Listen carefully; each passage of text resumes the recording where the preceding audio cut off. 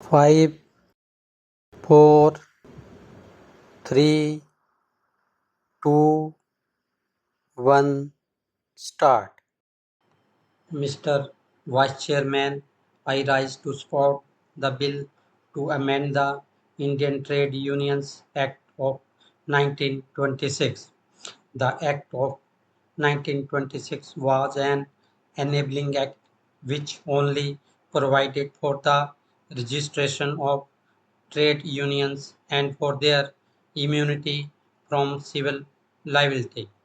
It is well known that before that act came into being, trade unions were held liable for the losses suffered by industry during a strike. We in this country have not forgotten the famous case which preceded the 1926 Act. Since then, the Indian Trade Unions Act is one of the least amended acts. All that it provided was that you collect a small fee from 7 workers, fill in some forms, and get unions registered.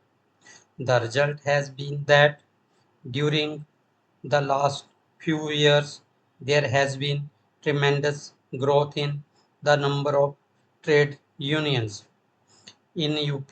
For example, today there are more than 1,100 trade unions registered under the Indian Trade Unions Act.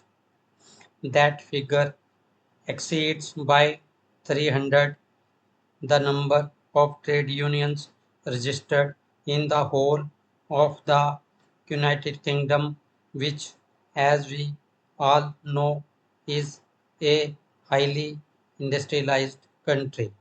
Sir, it is time that we took certain steps to strengthen the trade unions to see that we have industrial unions representing the entire force of workers employed in particular industries rather than have mushroom growth of unions which get registered this year and disappear next year.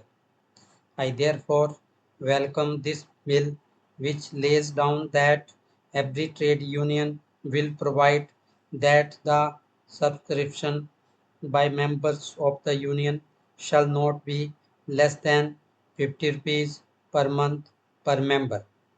This, as has been said, is a part of the code of conduct agreed to by all the trade unions.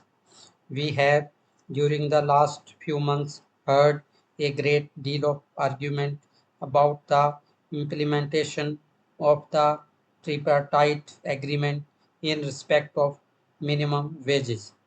This provision of Rs 50 per month per member to be collected as membership subscription is also one of the conditions of the tripartite agreement, and I am happy that the Honorable Minister has brought this bill to honor the tripartite agreement. Trade unions are supposed to provide certain services to their members. Trade unions are independent only when they do not depend on outside help. It is therefore absolutely necessary that trade unions should charge from members a minimum of Rs 50 per year as membership subscription. Unless that is done, trade unions cannot have resources to enable them to provide the minimum services to their members. We have seen that the infiltration of trade unions by political parties, infiltration of whole timers of political parties into trade unions does not help them. Trade unions, to the healthy, should have their own full-time functionaries.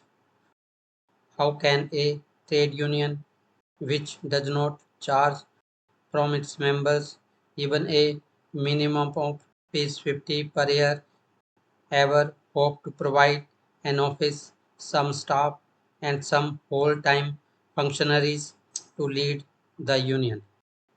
Therefore, it is absolutely necessary that such a provision should be made.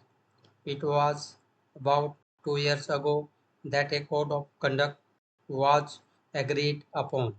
Some enlightened trade unions, particularly the unions which owed allegiance to the INTUC, have changed their constitution and have a minimum subscription of Rs 50 per year. But we find that certain other unions, for reasons best known to them, have not yet honored the undertaking which they gave.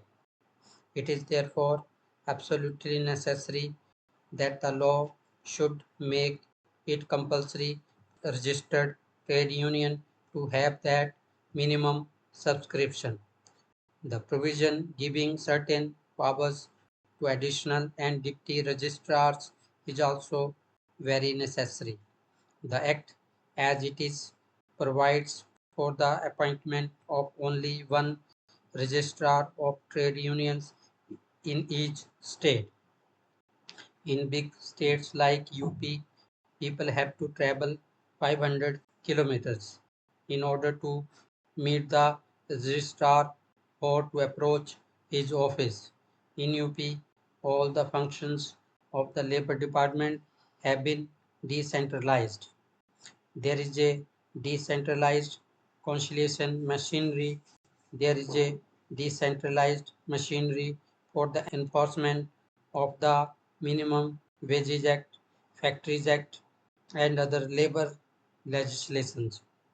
But because of the fact that only one registrar is provided by law, this function has not been decentralized. The growth of healthy trade unions is necessary and the law should give it every facility.